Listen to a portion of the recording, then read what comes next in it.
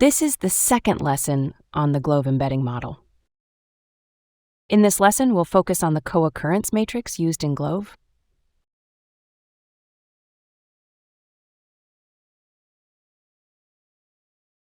In the previous lesson, we introduced the core idea behind GloVe and learned that it uses a traditional count-based technique called a co-occurrence matrix.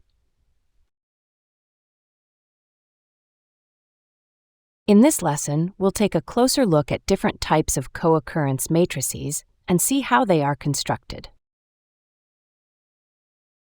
A co-occurrence matrix can be constructed in several different ways. For example, we can vary the context window size, choose between symmetric and asymmetric contexts, or apply distance-based weighting. Each of these choices influences the information captured by the embeddings. We'll discuss how different design choices affect the quality of the learned GloVe embeddings.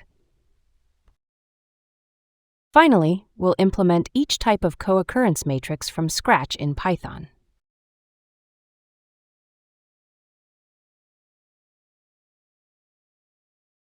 In this slide, we'll construct symmetric co-occurrence matrices using different window sizes and see how they affect the learned embeddings. Let's start with a simple example.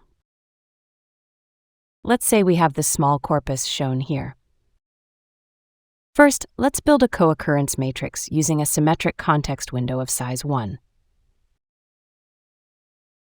This is called a local co-occurrence matrix because each word only considers words within a limited context window. As an example, let's count the words that co-occur with the word natural. Since the context window size is 1, we only look one word to the left and one word to the right. In the first sentence, the word to the left of natural is love, and the word to the right is language.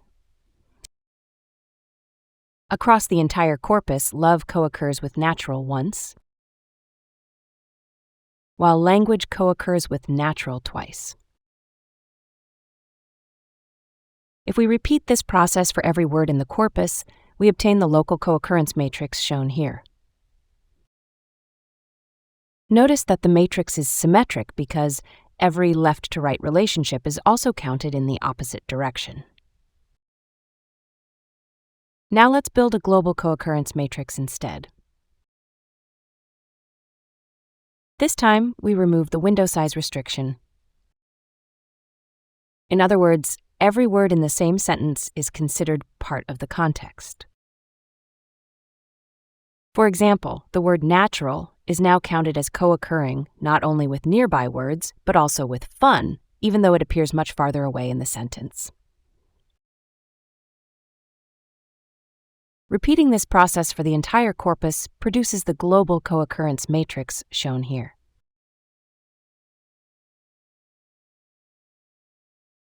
Now let's compare how local and global co-occurrence matrices affect GloVe embeddings. As you can see from this table, the choice of window size has a significant impact on the learned embeddings. When the window size is small, such as 1 or 2, the model focuses primarily on local context. As a result, it captures syntactic similarity. For example, verbs like run and walk tend to be grouped together because they play similar grammatical roles. With a small context window, GloVe behaves very similarly to the skipgram model in Word2Vec. On the other hand, increasing the window size shifts the model's attention toward global context. This allows GloVe to capture semantic similarity based on topical relationships. For example, doctor and hospital may appear far apart within a sentence, but because they frequently occur in the same domain, their embeddings become closer in the vector space. This is where GloVe truly benefits from leveraging global co-occurrence statistics. Figure 2b from the original GloVe paper illustrates this trade-off. When the context window is small, GloVe achieves higher accuracy on syntactic tasks.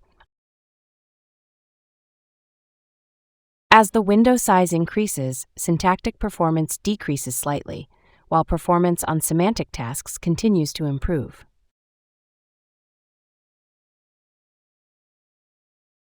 This illustrates one of the key trade-offs when choosing the context window size.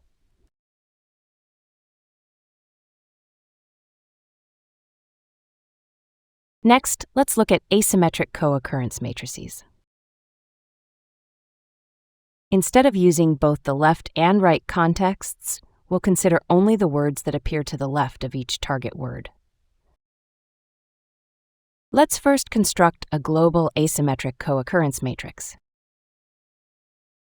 For example, the words that appear before natural are simply I and love. Words appearing to the right are ignored.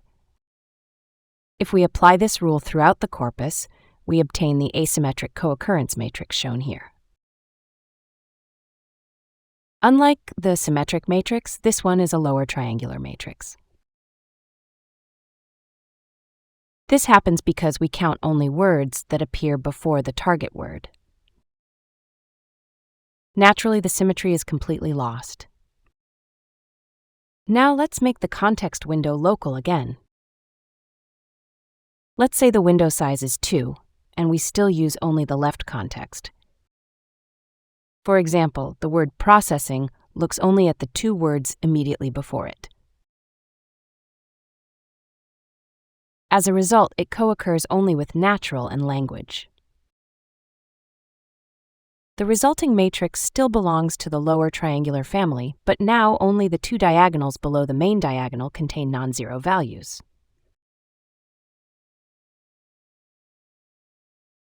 In linear algebra, this type of matrix is called a lower band matrix, or more specifically, a lower triangular band matrix. Now let's discuss how context symmetry affects the learned embeddings. With the default symmetric context used in GloVe, the model considers both the left and right sides of every target word. This produces a symmetric co-occurrence matrix, where the relationship between word I and word J is treated as bidirectional. This setting works very well for capturing general semantic relationships and topical similarity. On the other hand, when we use an asymmetric context, such as left context only, the co-occurrence matrix becomes asymmetric. This allows the model to capture the directionality and sequential structure of language. Instead of learning only topical relationships, the model can also learn word order and syntactic dependencies. For example, it can learn that the word social tends to appear before media. In summary, symmetric contexts are better for learning general semantic relationships, while asymmetric contexts become more useful when word order and syntactic structure are important.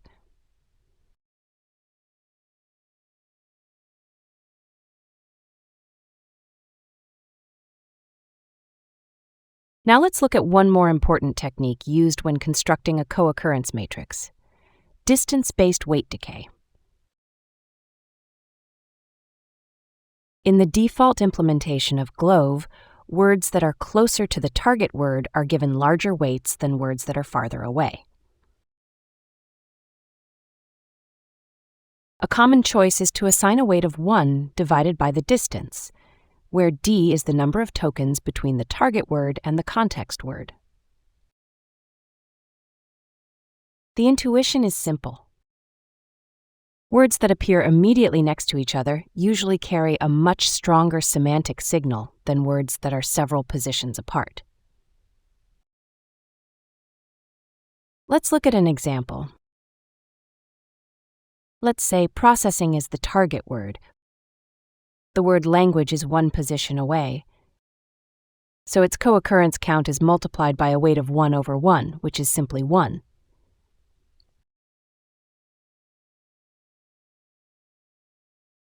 The word natural is 2 positions away, so its co-occurrence count is multiplied by a weight of 1 over 2. As the distance increases, the contribution of the context word gradually decreases. One of the biggest advantages of distance decay is its robustness to noise.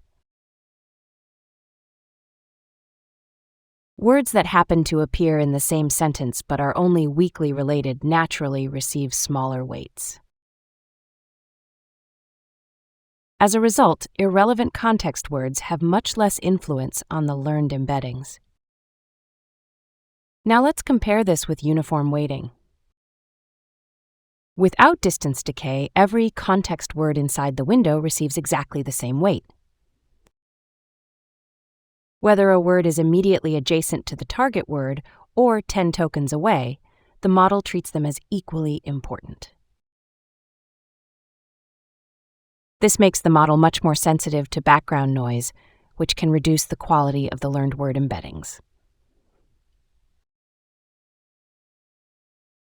For this reason, distance-based weighting is an important mechanism that allows GloVe to use larger context windows without significantly degrading embedding quality.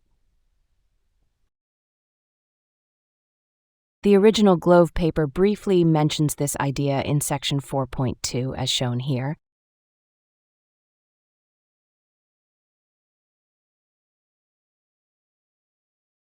Now let's implement the co-occurrence matrix we discussed in the previous slides.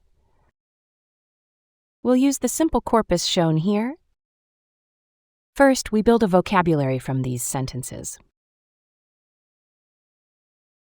To do this, we use Keras' tokenizer class to tokenize the corpus. The fitOnText method scans the entire corpus and builds an internal vocabulary. It also assigns an integer index to each word based on its frequency. The tokenizer's word index attribute stores this mapping as a Python dictionary. The resulting word-to-index mapping is as follows. The vocabulary size is denoted by V. Next, we convert each sentence into a sequence of integer token IDs using the text-to-sequences method. The resulting token sequences are as follows. Now we're ready to build the co-occurrence matrix. In this example, we use a symmetric context window with a size of 3. We also enable distance-based weighting. First, we initialize a V by V co-occurrence matrix with all zeros.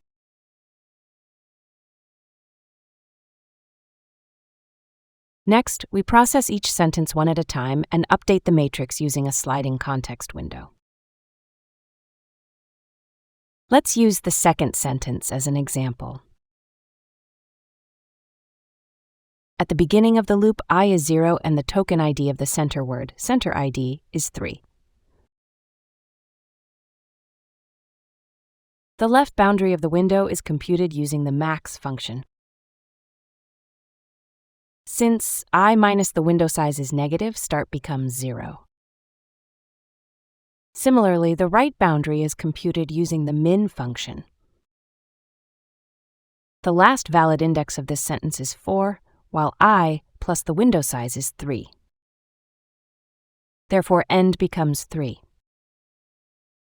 Since we're using a symmetric context window, we'll examine both the left and right sides of the center word. Next, we iterate through every context position from start to end.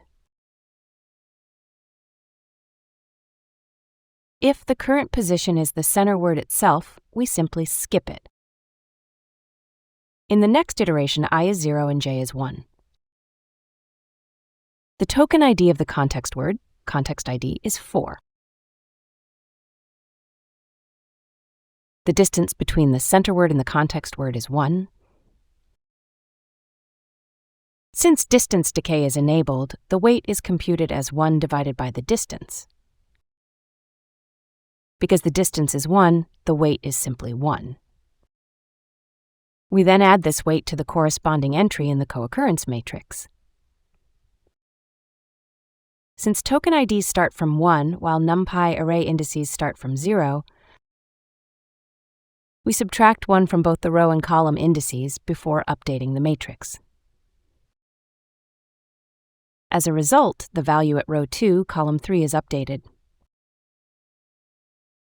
After repeating this process for every sentence in the corpus, the co-occurrence matrix is complete. Finally, we convert the matrix into a Pandas data frame and display the result. Using a data frame allows us to label the rows and columns with words instead of numeric indices, making the matrix much easier to read. If we run this code, we obtain the same co-occurrence matrix that we examined earlier.